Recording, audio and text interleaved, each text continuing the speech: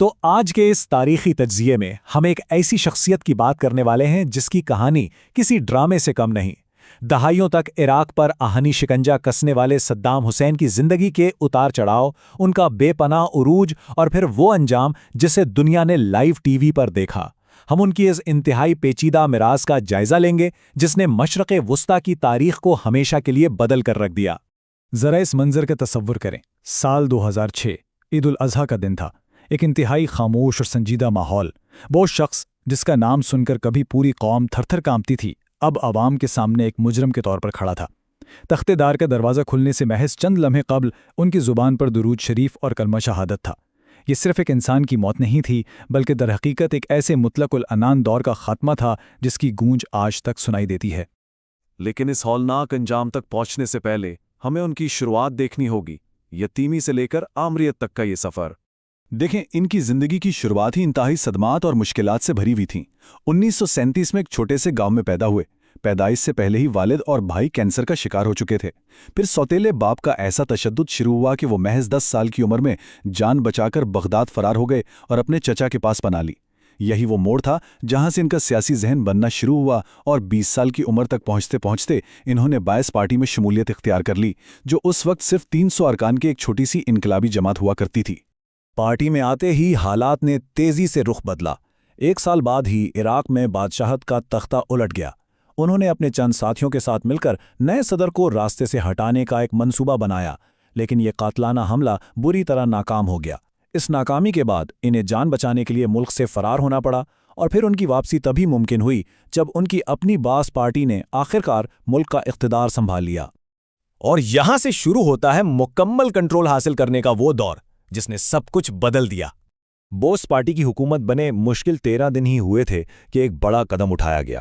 ذرائع بتاتے ہیں کہ اس وقت کے وزیر اعظم عبدالرزاق النائف سے بغاوت کا خطرہ محسوس کیا جا رہا تھا، اس لیے انہیں جلاوطنی کے دوران ہی کسی بیرونی ملک میں قتل کروا دیا گیا۔ بظاہر ملک کا صدر ایک بوڑھا شخص تھا، لیکن سچ تو یہ تھا کہ تخت کے پیچھے اصل طاقت یہی تھے۔ فوج میں بھی انہوں نے خود کو جنرل کا عہدہ دلوا دیا تھا، جس سے اقتدار کے تمام دھاگے ان کے ہاتھ میں آ چکے تھے۔ اب جو بات واقعی رونگٹے کھڑے کر دینے والی ہے وہ ان کی صدارت کے پہلے چند دن ہیں۔ 16 جولائی 1979 کو انہوں نے صدر کو استعفیٰ دینے پر مجبور کیا اور خود کو سپریم کمانڈر ڈکلیئر کر دیا۔ لیکن صرف 6 دن بعد 22 جولائی کو انہوں نے اپنی ہی پارٹی کا اجلاس بلایا۔ بھرے مجمع میں ایک فہرست نکالی اور 68 ارکان کے نام پڑے جن پر ڈبل گیم کھیلنے کا الزام تھا۔ انہیں وہیں کمرے سے نکالا گیا اور فوری طور پر فائرنگ سکواڈ کے سامنے کھڑا کر دیا گیا۔ یہ اپنے مخالفین کو کچلنے کا ایک انتہائی شفاف مگر منظم طریقہ تھا۔ لیکن یہ بے پناہ طاقت صرف ملک کے اندر محدود نہیں رہی، اس نے دہائیوں پر محیط تباہ کن جنگوں کی بنیاد رکھی۔ 10 لاکھ جانیں۔ ذرا اس ہولناک عدد کو سمجھنے کی کوشش کریں۔ 1980 میں انہوں نے ہمسایہ ملک ایران پر حملہ کر دیا، جس کے بعد 8 سال تک ایک ایسی جنگ لڑی گئی جس کا کوئی ٹھوس نتیجہ نہیں نکلا۔ کسی بھی فریق کو مکمل کامیابی نہیں ملی، لیکن اس بے مقصد اور شفقانہ جنگ میں دونوں طرف کے 10 لاکھ کے قریب انسان اپنی جانوں سے ہاتھ دھو بیٹھے۔ یہ خطے کے لیے ایک ناقابل تلافی نقصان تھا۔ ایران کے ساتھ جنگ ختم ہوئے کچھ ہی عرصہ گزرا تھا کہ ایک نیا مالیاتی تنازع کھڑا ہو گیا۔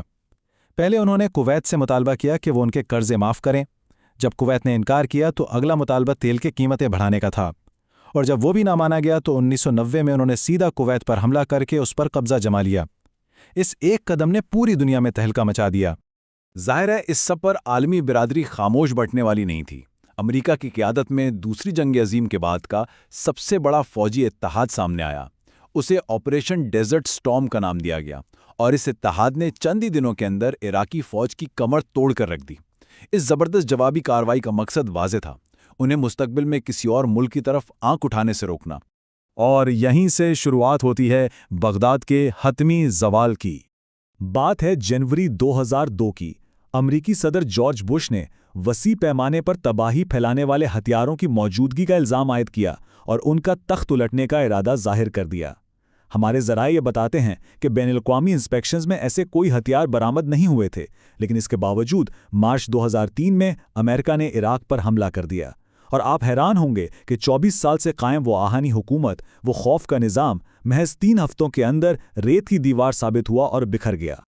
عروج اور زوال کا اس سے بڑا تضاد شاید ہی آپ کو تاریخ میں کہیں ملے۔ ذرا سوچئے، ایک طرف تیل کی دولت سے مالا مال ملک پر 24 سال تک کی جانے والی بلا تعطر حکمرانی، جہاں کوئی ان کے سامنے سر اٹھانے کی جرت نہیں کرتا تھا، اور دوسری طرف آپریشن ریڈ ڈان۔